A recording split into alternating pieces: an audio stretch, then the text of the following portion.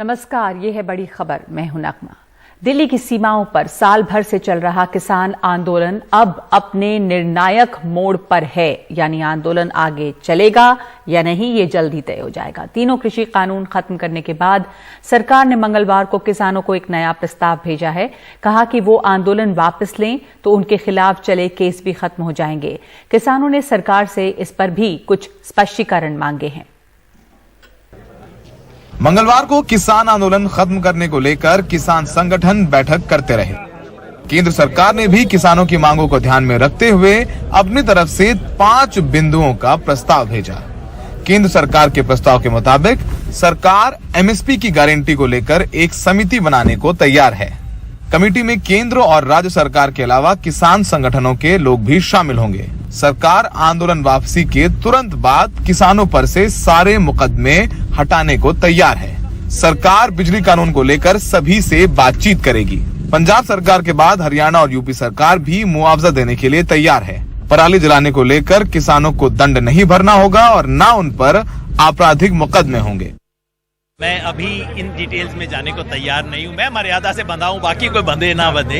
हमें लिखित प्रस्ताव मिला है गृह मंत्रालय की तरफ से, उस पे हमने बहुत डिटेल चर्चा की है और कल दोपहर 2 बजे चर्चा दोबारा शुरू होगी। फिलहाल बातचीत अधूरी है, लेकिन हमारी उम्मीद है कि ये बातचीत एक सकारात्मक निष्कर्ष तक पहुंचेगी। किसान संगठनों को सरकार के प्रस्ताव पर 3 आपत्ति हैं, जिस पर किसानों ने सरकार से स्पष्टीकरण मांगा है।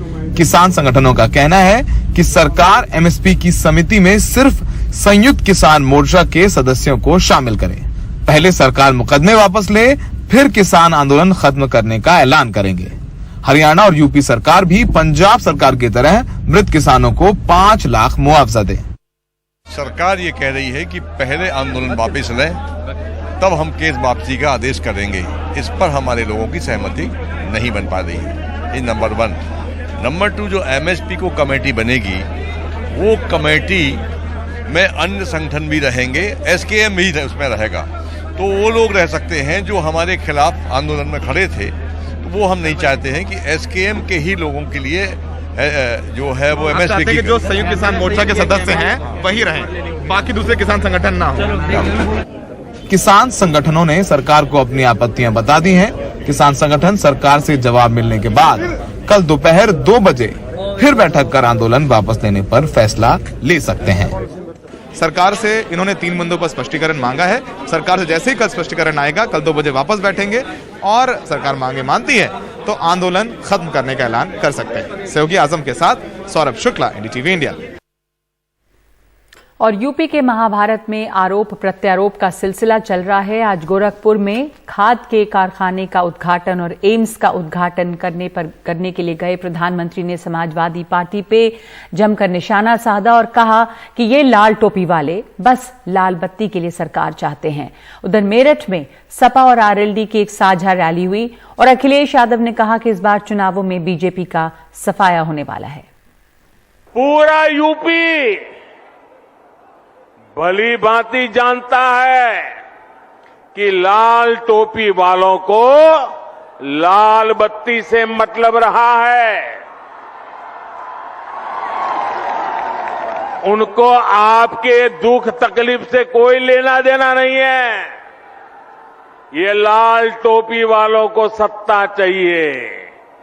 घोटालों के लिए, अपनी तिजोरी भरने के लिए, अवैध कब्जों के लिए, माफियाओं को खुली छूट देने के लिए। लाल टोपी वाले यूपी के लिए रेड अलर्ट है, रेड अलर्ट, यानी खतरे की घंटी है। बताओ कितने हवाई चप्पल वाले हवाई जहाज पे बैठ गए हैं। इस ठोको राज ने अपमानित किया लोगों को। ये ठोको राज ने अपमानित किया है। ये बुलडोजर वाले अपने बुल को नहीं संभाल पा रहे हैं। इस बार ये जन सैलाब देख करके, ये उत्साह जोश देख करके मैं कह सकता हूं कि पश्चिम में भारतीय जनता पार्टी का सूरज डूबेगा और हमेशा के लिए डूबेगा। बताओ हमेशा वर्षा के लिए डूबेगा कि नहीं डूबेगा, ये उत्साह बता रहा है कि इस बार किसानों का इंकलाब होगा और 22 में बदलाव होगा। राज्यसभा से 12 विपक्षी सांसदों के निलंबन को लेकर सत्ता पक्ष और विपक्ष के बीच टकराव बढ़ता जा रहा है।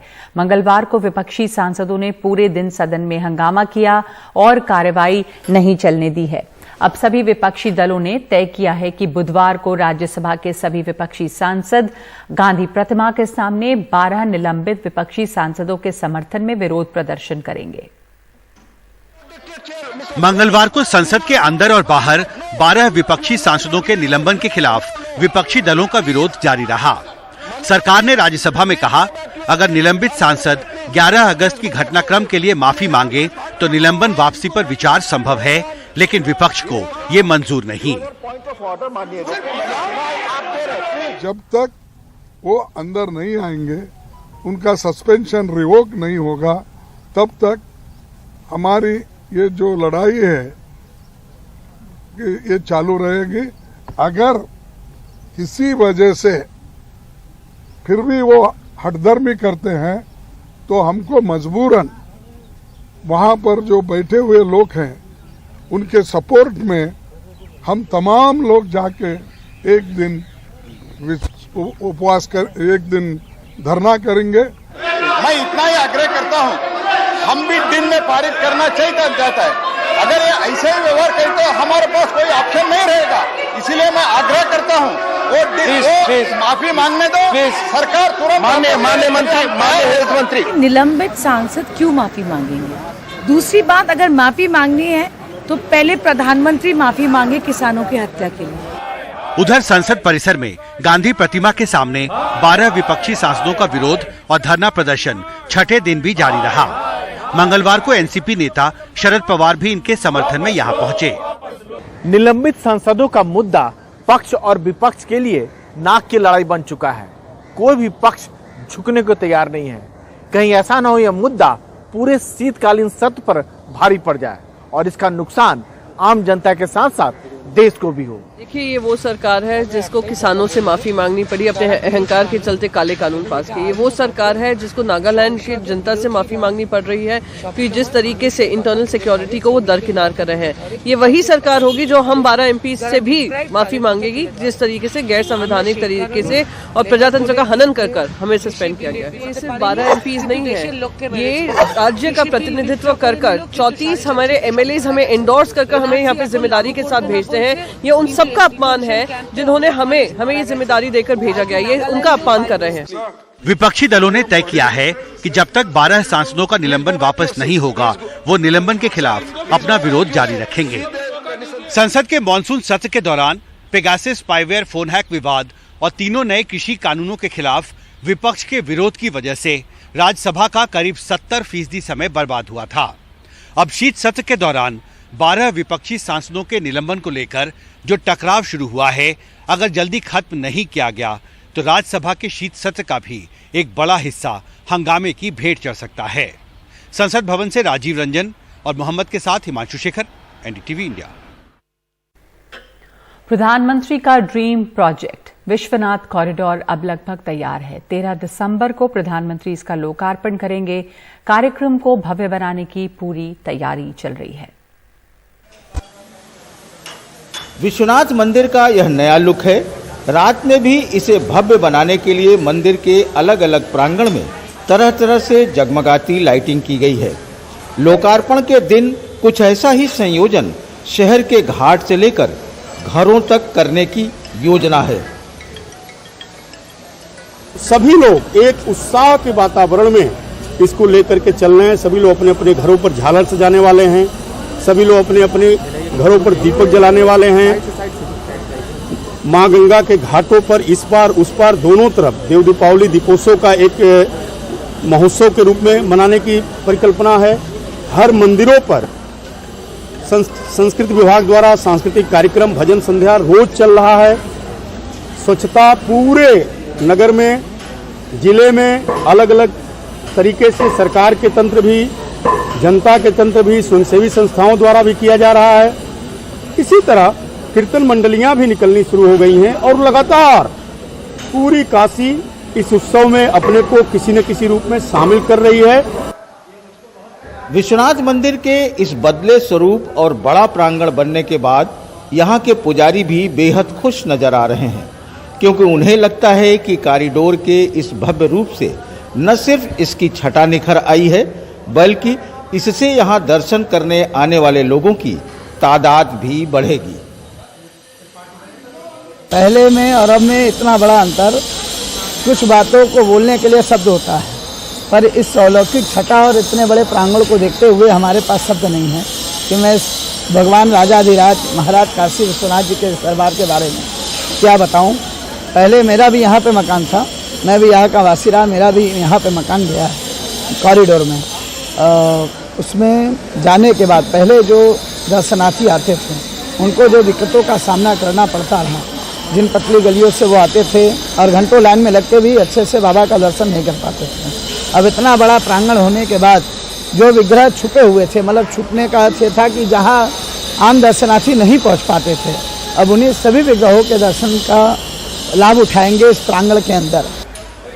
मुख्य मंदिर प्रांगण में प्रदक्षिणा पथ, उसमें लगे संगमरमर के शिलालेख, उन शिलालेखों पर धर्म शास्त्रों के स्त्रोत और उस पर बने भित्ति चित्र, ये सब विश्वनाथ मंदिर के प्रांगण के नए आयाम हैं, जो रात की लाइटिंग में भी बेहद खूबसूरत नजर आ रहे हैं। जो भारतीय दर्शन है वो सृजन के साथ विसर्जन दोनों का युग्म बना हुआ है। आप सृजन करते हैं और उसका उपयोग करने के बाद समय पर उसका विसर्जन करने की भी प्रवृत्ति है। बनारस की गलियां एक इतिहास है और इतिहास के एक दौर की उपलब्धि भी है, और उनका अपना सौंदर्य भी है जो बहुत इलाके में अभी है और हमेशा वो रहेगा सौंदर्य। लेकिन धीरे धीरे नव सृजन भी होता है। सृष्टि जैसे समय समाप्त होने पर किसी भी व्यक्ति को पृथ्वी से उठा लेती है, कोई भी पेड़ अचानक एक दिन सूख जाता है, तो सृष्टि अपना आवरण बदलते रहती है, सृष्टि अपना रूप बदलती है। नए रूप को स्वीकार करने में बहुत सारे लोगों को दिक्कत होती है, ये एक प्रकृति भी है, लेकिन धीरे धीरे लोग उसको स्वीकार कर लेते हैं। ये जो सृजन हुआ है महासृजन है, इसका स्वागत होना चाहिए। गलियों के शहर बनारस में जब विश्वनाथ कॉरिडोर बनकर तैयार हुआ है, तो यहाँ आने वाले श्रद्धालु अब यही कह रहे हैं कि यह सुंदर भी है और भव्य भी। वाराणसी के विश्वनाथ कॉरिडोर से पुरुषोत्तम के साथ अजय सिंह, NDTV इंडिया।